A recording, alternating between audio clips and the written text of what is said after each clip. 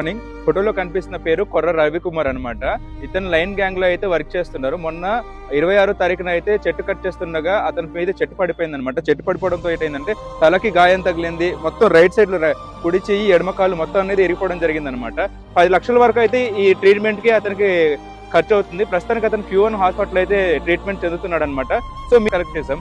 ఇది మన తోటి అరకు అబ్బాయి కాబట్టి మన అందరిలో అపరిచితుడు, మన అందరితో కలిసి తిరిగిన అబ్బాయి రవి అనమాట. సో అతనికి ఎంతో కొంత మనం అయితే డొనేషన్ చేయాలి.